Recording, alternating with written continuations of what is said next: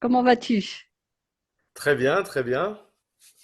Désolé pour lundi dernier, hein, c'est Ben, au ça arrive, boulot des réunions qui se mettent au dernier moment.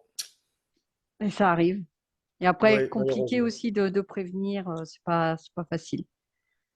Ben, j'ai envoyé tout de suite un mail à Elodie parce que c'est le seul contact que j'avais, mais comme c'était vendredi soir, j'imagine qu'elle était déjà en week-end et que elle n'a pas Oui, pu prévenir tout de suite. Bon, bon, c'est pas grave. De toute façon, j'étais chez moi, donc bon, au moins on est là et on va pouvoir faire ça. oui.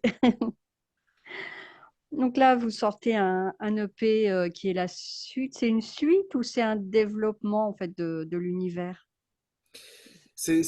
Un développement de l'univers, c'est très bien dit. C'est-à-dire que comme le concept de l'album précédent est plus une espèce de, c'est plus un album choral Mm. que réellement une histoire, le développement, c'est très bien dit. Ouais, on continue dans les mêmes inspirations, dans le même concept, et on ajoute des nouvelles chansons et donc des nouveaux thèmes pour Oui, élaborer un petit peu ce concept.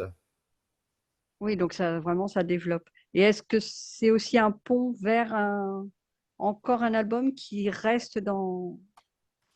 Non, Non, non, non, ça non. Euh, on va garder la même formule qu'on a toujours eue avec Dusk, à savoir un album, un EP sur un seul concept, et puis ensuite on change complètement de concept.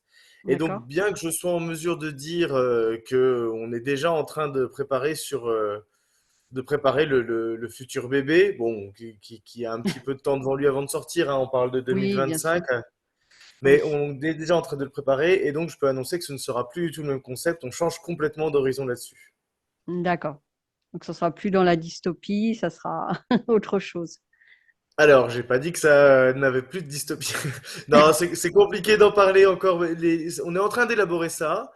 On garde un petit peu la recette qui marche bien avec Dusk, c'est-à-dire de s'approprier soit une période historique, soit quelque chose d'imaginaire. Donc, on garde cette Mm. formulation-là. Donc, ce sera pas un album, par exemple, sur les guerres napoléoniennes, très historique, ou tel que tous les albums tels que Sabaton ont pu les faire. Ce sera pas comme ça. On s'approprie de nouveau une période historique, quelque chose de particulier, avec un regard spécial Dusk.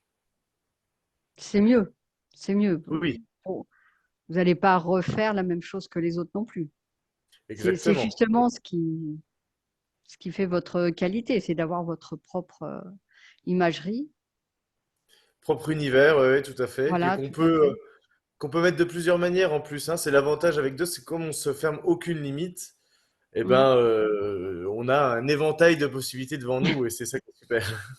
Bien sûr. Euh, donc là, pour ceux qui n'auraient pas eu le premier, enfin le premier, l'album précédent, tu peux reparler un tout petit peu vite fait de cette histoire des corollaires? Bien sûr. Alors, donc tout le concept se situe dans les années, on va dire, à l'aube du 22e siècle, dans un monde où, après plusieurs guerres, en fait, une entreprise russe Mm. a sorti des androïdes qu'on appelle les corollaires, qui de base sont destinés à être des soldats et qui, en fait, à force de mise à jour et d'évolution dans le système d'exploitation, vont finalement devenir des espèces de serviteurs personnels, soit des serviteurs personnels, soit vont occuper des métiers dont plus personne ne veut, comme serveur, comme éboueur, etc., etc., prostituée et d'autres métiers de ce genre. Et nous, c'est ce monde-là donc qu'on a décrit donc dans Corollary and Robotic System, dans tout l'album, et qu'on décrit de nouveau dans Try Your Freedom, ce nouvel EP. D'accord. Vous avez aussi sorti un premier clip, hein, Breaking the Wall, Oui. qui est très différent de ce que vous faites d'habitude, hein. Donc c'est animé, c'est... Oui, c'était un petit coup d'essai, Oui. on est plutôt très content en fait. Euh, alors, comment dire, pour être tout à fait transparent, on l'a fait via Fiverr, donc via la plateforme qui permet de mettre en relation différents, Mm. en l'occurrence vidéastes et des groupes en recherche. On peut dire ce qu'on veut sur ce système, hein, parce qu'il y a évidemment plein de critiques à faire, mais nous, on aime bien travailler, en l'occurrence, avec cette personne-là, qui nous a déjà fait d'autres lyrics en amont, et qui, là, on lui a dit, bah, écoute, on va tenter le coup de l'animation. Et on va voir ce que ça donne, on va voir les retours, et on va voir surtout si ça nous plaît.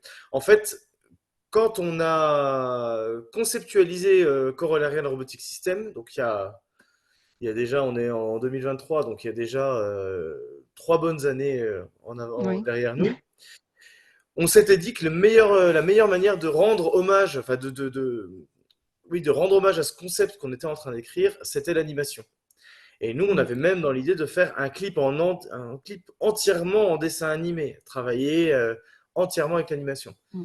Ça n'a pas pu être possible parce que, bah, déjà pour une raison de budget, c'est extraordinairement cher et ça J'imagine. montre bien la qualité du travail. Et aussi parce que finalement, on n'est jamais tombé sur le professionnel avec qui on aurait pu travailler sur ce projet. Donc là, on en est réduit à avoir des petites animations sur une lyrics vidéo, mais c'est peut-être une porte d'entrée à ce qui pourrait se faire plus tard dans Dusk. En tout cas, on a bien aimé l'expérience. Et vous prévoyez pour un autre morceau de cette EP ou vous vous arrêtez là? Alors, il y aura peut-être un autre morceau de cette EP, mais en clip, mais qui sera un clip plus traditionnel cette fois-ci. Ne serait-ce que parce que notre nouveau guitariste, donc Jean-Gabriel Bocciarelli, Jang, qui est arrivé depuis seulement un an, il n'apparaît finalement que dans un seul clip, où on le voit, un seul clip filmé, en l'occurrence de Snap. Et on se dit que c'est pas mal de montrer un peu plus sa tête. Il a participé à tous les concerts de l'année, fin d'année Bien sûr. 2022 et début 2023. Mais c'est pas mal de montrer aussi sa tête sur les clips. Donc peut-être qu'il y aura un nouveau clip qui va sortir pour cette EP. Mais il faut encore qu'on discute exactement de la forme et tout ça. Mm. Oui, ça prend un peu de temps tout ça. Oui, il faut mettre de l'argent de côté. Aussi. Donc là, il y a eu une tournée par rapport au précédent album. Bon, là, avec l'EP, vous n'allez peut-être pas refaire une tournée, si, ou continuer en fait. Ouais, on va pas refaire une tournée à proprement parler, on va continuer à faire des dates à droite à gauche et on est surtout en train de préparer la prochaine session des festivals d'été et puis de voir Mm. sur quel festival on va pouvoir se mettre. Au niveau des concerts, 2024 va être une année quand même assez charnière parce qu'on sort de ce qui, à notre sens, est un bel album et un bel EP avec des ambitions qui sont quand même différentes de ce qu'on avait avant. Alors c'est pas pour dire, c'est pas pour mettre le couteau sous la gorge, mais il est temps aussi que les organisations nous fassent un petit peu plus confiance parce que c'est là on a moins de retours des organisations et des festivals. Je suis pas non plus en train de parler de Hellfest ou du Motocultor, hein, il y a des intermédiaires, mais en tout cas on aimerait bien voir un peu plus notre nom sur certaines affiches. Donc on va surtout jouer sur cette carte-là. Surtout que ça manque pas les festivals, donc un peu plus petits. Il y en a un Ouais, certain nombre et de plus en plus. et des très bons. On a fait Oui, oui. l'an dernier, on a fait en juillet un festival qui s'appelle le Jaune Metal Fest. C'était leur première édition. Mhm. Et pour une première édition d'un petit festival comme ça, sur une journée avec 6 groupes, c'était absolument génial. Au niveau organisation, les gars se sont saucés. Puis il y en a plein. Enfin, ne pas tous les citer serait pas leur rendre hommage, hein, mais je pense au SILAC, je pense à l'Omega Soundfest. Même chez nous, en Lorraine, on en a des dizaines et des dizaines, les Jardins du Michel et autres qu'on pourrait, enfin, avec qui on aimerait bien travailler, du moins. Et vous avez déjà un peu envoyé des candidatures. Oui. Bien Vous sûr, avez- toutes les candidatures sont envoyées. Pour la plupart, on est en contact avec les programmateurs, hein, parce qu'on a quand même des contacts, des portes d'entrée, on va dire. Bien sûr. Rien n'est officiel, hein, c'est pas la peine de faire couler un espèce de suspense. Rien n'est officiel pour l'instant. Il y a des choses. Enfin, voilà, on est en discussion, on est en pourparlers sur plusieurs scènes, mais rien n'est encore officiel. On espère que d'ici, oui, on est en octobre, on espère que d'ici le début d'année 2024, on aura de quoi alimenter un petit peu ça. Mm. Euh, dans la bio, enfin de l'EP, j'ai remarqué, il y a beaucoup de références qui sont ajoutées pour chaque chanson. Donc vous êtes vraiment, pour chaque chanson, vous avez pris ces références-là. Oui, ça fait 2 albums qu'on fait ça. On avait déjà travaillé avec des références pour l'album précédent, donc pour What Your Six, Oui. qui parlait lui de la Première Guerre mondiale. Mais oui, alors les références, c'est soit des références auxquelles on a naturellement pensé en écrivant soit la musique, soit le texte, soit des références où, à force de jouer la chanson, on s'est dit, ah bah, tiens, en fait, on est complètement dans le même univers que telle ou telle œuvre. Alors des références littéraires, cinématographiques, Mm. musicales aussi parfois. Et de toute façon, comme les morceaux de l'EP ont été composés à peu près en même temps que les morceaux de l'album, on était dans le même travail de recherche Oui. et dans le même travail aussi d'élaboration du concept à partir de références cinématographiques et littéraires principalement. Et c'était des morceaux qui finalement étaient pas, que vous n'avez pas pu mettre dans l'album, donc qui ont été faits vraiment en vue d'un EP après, ou C'est pas? exactement ça. C'est des C'est morceaux qui ça? ont vraiment été faits en vue d'un EP. La seule inconnue qu'on avait au moment de la composition, c'est on avait 17 morceaux. Quand on a composé 17 morceaux. On savait qu'il y en aurait 10 sur l'album, 5 sur l'EP. Alors, Mm. on va dire 75% de l'album, on savait quel morceau ce serait parce qu'il fallait aussi une cohérence musicale et donc il fallait garder Bien tout sûr. ça. Après, il y avait un petit débat sur 2 ou 3 morceaux. Est-ce qu'ils seront d'abord sur l'album ou sur l'EP, etc., etc. Et il y a 2 morceaux que personne n'entendra jamais, qui sont dans nos corbeilles, qui étaient terminés. Hein. À chaque fois, enfin, pour tous les albums, quand on travaille, on va jusqu'au stade de la pré-prod, c'est-à-dire c'est parfaitement écoutable, c'est juste assez mal Mm. mixé et pas du tout masterisé. Donc c'est difficilement audible en radio, par exemple, mais les morceaux sont terminés, ils sont dans nos corbeilles. Puis, de toute façon, comme vous changez d'univers, ça n'a Ils plus seront... trop de sens après. Non, Ça non, n'a ils plus de seront pas sens. réutilisés. Peut-être pour les 10 ans de l'album, pour une édition japonaise, une réédition japonaise, on verra s'ils ressortent ou pas. Pourquoi pas? Tu as des petites anecdotes sur la tournée que vous venez de faire là? Alors, j'en ai des dizaines, mais elles sont pas toutes avouables. Non, alors déjà, ce qui était intéressant, c'est que c'était la première tournée qu'on faisait avec Jang. Et le pauvre, il a dû nous supporter très très rapidement parce qu'il est arrivé en septembre. On est parti en tournée fin octobre, donc il a eu vraiment 2 petits mois pour se mettre dans le bain, pour apprendre à nous connaître, pour jouer avec nous, surtout pour Mm. apprendre les morceaux. Et après, hop, allez tout le monde dans le van et on part. Donc non, les anecdotes, c'est que autant la première nuit, il était très sympa sur non, non, mais arrangez-vous les chambres comme vous voulez. Autant la deuxième nuit, quand il a compris qu'il y avait 3 gros ronfleurs, il a vite choisi sa chambre à l'écart des ronfleurs. On ne citera pas de nom. On ne citera aucun nom. Sachant que vous êtes quand même un certain nombre, donc si c'est pas lui, Oui, bah c'est ça, il reste plus beaucoup de chance, hein. On va vite tomber sur les bons noms. Non, voilà, puis alors en tournée aussi, ce qu'on aime beaucoup faire, c'est pas tant des anecdotes que des petites histoires, mais on aime beaucoup aussi profiter un petit peu des day off pour faire de la culture. Là, il se trouve qu'on a eu 2 day off au Conquet, donc vraiment sur la pointe bretonne. mm, On a fait des visites qui étaient assez cool. Je me rappelle alors pas forcément tous d'un coup d'ailleurs, mais je me rappelle qu'avec Julien, le bassiste, on est allé visiter une station radar de la Seconde Guerre mondiale. C'était vachement bien. Et puis, comme à chaque fois que Dusk se déplace en tournée, on a fait notre petit arrêt casino aussi, où on est tous allés perdre 50 euros dans un petit casino sur les côtes bretonnes. bon, ça va, 50 euros, c'est honnête. Ça va, c'est un budget raisonnable. Oui. Donc là, vos projets, bah, c'est la tournée, enfin, continuer des dates et Ouais, continuer la préparation du successeur. c'est exactement ça. On a des dates qui sont annoncées là, alors surtout à Nancy, il y a une date le 2 décembre à Nancy avec un groupe qui s'appelle Holden World Limits. C'est un groupe que je conseille d'ailleurs à tous les auditeurs. C'est un Mm. groupe de néo-metal lorrain qui fait vachement bien son taf. Ça fait des années qu'on les suit et qu'on est potes avec eux et on n'avait jamais joué ensemble. Donc là, on va se faire carrément 3 dates d'affilée. Une à Nancy, une à Metz et une dans le nord de la Lorraine.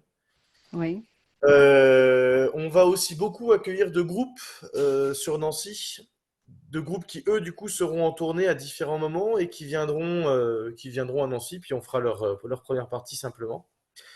Et on est en train de regarder aussi, mais ça sera plutôt pour fin d'année 2024 cette fois-ci, mais on lorgne un petit peu sur le sud-est de la France qu'on n'a pas encore, on n'est pas trop descendu au sud de Lyon et le sud-est de la France pourrait être une prochaine destination, tout en préparant effectivement le prochain bébé. Bon, on a un petit peu de temps, hein, mais dans les 2 prochaines années, bon, allez, d'ici 2 ans, il faudra qu'on ait préparé ce nouvel album. Ouais. ah oui, parce que maintenant, il date un petit peu, donc on attend la suite. Exactement. Puis on s'est mis sur enfin, on a un problème qui est autant un inconvénient qu'un avantage dans Dusk, c'est qu'on n'arrive pas à s'arrêter de composer. Et vraiment, il y a des longues périodes, généralement à la sortie d'un album, où on est obligé de dire à Julien le bassiste et à Matt le guitariste, on est obligé de leur dire non, non, stop, commencez pas à composer des trucs dans tous les sens. Là, pour l'instant, on pose, on profite déjà de cet album. Et après, dans 6 mois, on reparlera des nouvelles compositions. Là, pour l'instant, arrêtez-vous parce que ça va être frustrant pour vous, en fait. Oui, ça va pas forcément être utilisé. Bah, c'est-à-dire que tant qu'on n'est pas dans un nouveau mood, dans un nouveau concept, toutes les Mm. compositions, les riffs composés peuvent être intéressants et peuvent être utilisés plus tard. Mais on n'aura jamais de composition globale qui reste. Enfin, Oui, ou alors, il faudrait vraiment avoir une chance inouïe pour avoir une composition globale et que ça rentre dans un concept après. c'est vrai, c'est vrai. Donc, tu as quelque chose à rajouter au sujet de cette EP? Eh ben, j'ai hâte que les gens l'écoutent pour plein de raisons. Parce que déjà parce que c'est vraiment c'est pour compléter le concept, il fallait qu'on passe par là. Donc c'est quelque chose qu'on avait prévu nous depuis le début. On le gardait un petit peu secret pour faire la surprise. Donc j'espère que la surprise est bonne pour tout le monde ou sera bonne pour tout le monde. Et aussi parce que on s'est amusé à retourner. Enfin moi c'est comme ça que je le vois, à retourner vers nos premiers amours, un petit peu néo-metal et metalcore, les premières choses qu'on a faites dans Dusk. Alors on garde tout le côté composition un peu, j'aime pas ce terme, mais un peu grandiloquente avec clavier, avec orchestration et tout ça. On garde ça, mais on est revenu sur des choses un petit peu plus directes. Surtout à une chanson, je pense à une chanson, la chanson Bloc, où là on se retrouve vraiment dans quelque chose de très organique dans la composition et j'ai hâte. Alors déjà de la jouer sur scène, parce que sur scène ça va vraiment être un banger. Et j'ai vraiment hâte que les gens puissent nous dire qu'est-ce qu'ils en ont pensé de ce petit retour aux sources. D'accord. Bah, en tout cas, moi, ça m'a fait plaisir d'avoir cette EP qui complète l'autre. Bah écoute, Voilà, que je l'avais déjà apprécié. Et bah, voilà, bah, c'est comme on reste quand même dans l'esprit. bah, c'était voulu, hein. Il fallait qu'on reste un petit peu Oui, quand même dans l'esprit musical et que le concept soit servi par la musique. bah, c'est mieux, parce Oui. que faire quelque chose de complètement différent, ça serait pas cohérent. Non, non, non, non, non. Ça, ce sera pour la suite. D'accord. Bon, bah, un petit mot pour finir. Et ben, le même mot que j'ai toujours, parce que ça me semble extrêmement important. Moi, je veux toujours remercier tous les professionnels et les amateurs qui travaillent avec nous, que ce soit les journalistes, les chroniqueurs, les organisateurs de concerts, etc. Parce que déjà, c'est toujours des belles rencontres, c'est toujours des discussions sur la musique qui sont fascinantes et qui sont enrichissantes. Et aussi remercier tout le public, tous ceux qui viennent nous voir en concert, tous ceux qui écoutent l'album, tous ceux qui l'achètent, tous ceux qui achètent du merch. Parce que pour un groupe comme Dusk, c'est réellement, j'aime pas dire ça, mais c'est le nerf de la guerre, hein, le merch, Hmm, tout ce qui est CD et tout ça. Et c'est grâce à eux et c'est pour eux qu'on continue à faire tout ça. Donc merci à tous ceux qui nous suivent là-dessus, c'est un plaisir toujours renouvelé. d'accord. Bon, en tout cas, moi, je suis impatiente de vous revoir sur scène, Avec plaisir. en festival ou peut-être région parisienne, hein. Mais Ouais, la région parisienne, on va sûrement y revenir parce que de toute façon, c'est oui, là que tout se fait, donc on va sûrement revenir là-bas. Après, c'est pas forcément une fin en soi, parce qu'il y a quand même beaucoup de villes hein, à faire. Mais c'est vrai que Ouais, là, c'est là où il y a le plus de monde aussi. oui, mais oui, oui. Bah, en fait, les belles tournées passent par Paris, mais ne se limitent pas à Paris, à mon C'est ça, sens. c'est ça. Donc voilà. Et il y a des zones, donc tu m'avais parlé du sud-est que vous n'avez pas vraiment fait. Ouais. Et sinon, vous avez, bon, bah, évidemment, le Grand Est, forcément, puisque vous êtes Le Grand originaire. Est, on connaît très bien. L'ouest de la France, on y est allé du coup l'an dernier. Le nord, on y a été il y a quoi? Il y a 4 ans ou 5 ans, lors d'une l'une de nos premières tournées. Hein. Ouais, en fait, ce qui nous manque, c'est le sud. Alors, on est descendu jusque Lyon. Et il faudrait qu'on aille voir un petit peu ce qui se passe du côté de. Alors, je sais qu'il y a le Monsters Art à Fréjus qui accueille beaucoup Ah de oui, concerts en tournée comme ça nous fait envie. Il y a Secret Place à Montpellier. J'ai aussi des contacts dans des dates à Toulouse, à Bordeaux. Le sud de la France, ce serait quand même pas mal. Puis en plus, ça fait des belles vacances. Si jamais il y a personne au concert, c'est toujours ça de prix. voilà. Bah, à Bordeaux, nous, on a été au Festival 666 hein, Ah cette oui, année, ouais. qui est Ouais. très sympa aussi. Oui, je les ai en contact aussi. J'aimerais bien. Ça fait pas Et partie de ceux qui me répondent le plus vite, mais oui, oui, j'aimerais bien. Ça fait partie des scènes qu'on il est regarde. très agréable. Il est très agréable, en tout cas. Puis avec une belle programmation, hein, l'an dernier, ils avaient vraiment fait un gros travail de programmation, hein. Oui, je Ouais, confirme. Très centré bon, sur le hardcore, mais avec aussi des groupes un peu plus mélodiques et un peu plus éclectiques. Mais globalement, oui, c'était une ouais, belle affiche. ouais, non, non, mais je me rappelle de voir l'affiche et ils avaient fait un gros travail. Ouais. Mais tous les festoches en France, c'est pour ça que enfin, c'est quelque chose auquel on aimerait participer parce que tous les festivals en France, ils ont eu en tout cas une année 2023 là qui était Oui, déjà pas mal prolifique. En tout cas, c'était l'impression que ça donnait de l'extérieur. Et en plus, avec des affiches. Mais des fois, on avait des affiches. Bah, par exemple, je pense au SILAC, ils ont eu une mm. affiche qui était équivalent de deux gros jours du Hellfest, quoi, sans Ah problème. oui, oui, oui, oui, oui, Donc c'est bien. Déjà, ça montre à tout le monde que le métal en France ne se limite pas au Hellfest et au Motocultor, même si ce sont des très beaux festivals. Voilà, il y a d'autres il choses. n'y a pas que, Il n'y a pas que. Et ça montre bah, que oui, oui, ça marche bien, quoi. Ça marche bien. tout à fait. Bon, bah, j'espère vous revoir dans un des festivals qu'on va faire. Avec plaisir. Bah, je te souhaite une bonne soirée et puis à bientôt. Eh ben merci de même. Au plaisir. Au plaisir.